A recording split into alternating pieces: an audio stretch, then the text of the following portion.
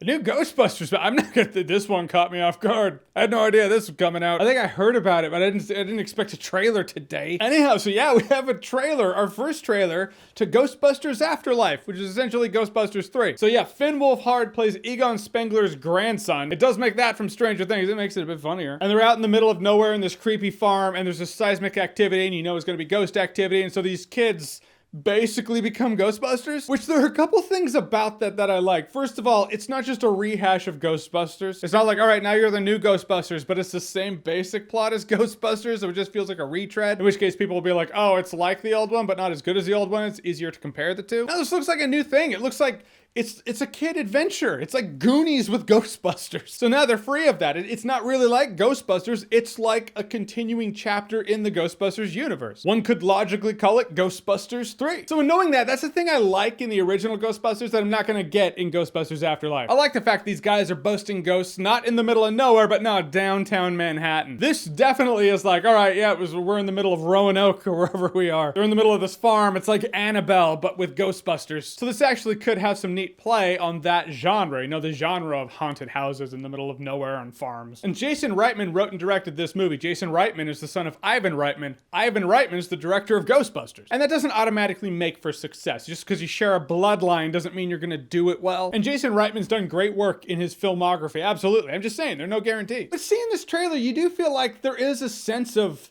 respect and love for the legacy of Ghostbusters. I am confused as to how no one knew what happened in Manhattan. I get it. It's pre-internet, pre-social media, but there's a lot of stuff pre-internet, pre-social media that finds its way onto social media. I'm sure the Stay Puft Marshmallow Man would have found his way on YouTube by now. Same with the Statue of Liberty walking through New York. You know, there are questions that I don't think they're gonna answer. I'm not counting on them answering. They're just things I have in my head that I'm gonna go, oh, okay, whatever. Let's watch the movie. I'm gonna say it. And I mean this in a good way. I mean this as a compliment, because this phrase is either used as an insult or a compliment. I mean it as a compliment. The movie by this trailer kind of looks like a fan film. Again, I mean it in a good way, because we've seen those fan films. You've seen them, you know, like those fan films that you can tell are made by a fan with passion. It doesn't feel like studio bullshit. It feels like a fan who loves the property, who wants to see a great take on that property. And you walk away going, yeah, they do it better than the studios do. That's what this trailer looks like. It looks like just a fan who wanted to see the continuation of Ghostbusters, and then here we are. Here's a new chapter. 30 years later. I feel like that's probably actually pretty close to how Jason Reitman's treating it. Not a stretch to say he's probably a fan of his dad's work and will respect the legacy. I feel bad for all the kids in this movie, you know, because I'm sure they were just like, oh, sweet, I want to be in a Ghostbusters movie. And I am very sure they're going to be stuck in some sort of weird Twitter culture war somehow. And while Twitter burns to the ground over it, there's going to be like, I just wanted to be in a Ghostbusters movie. I've already seen a couple people pissed off about it because I guess it's sexist to do this after the 2016 Ghostbusters, but I just don't think it's sexist to go a different direction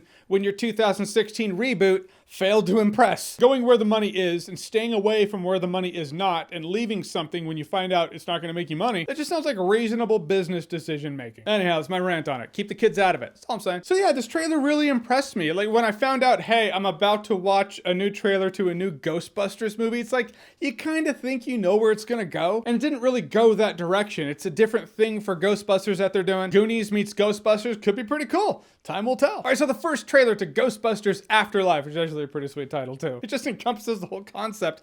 Anyhow, did you see it? Whatever you thought, comment below, let me know. And as always, if you like what you've seen here and you want to see more, click right here to see more.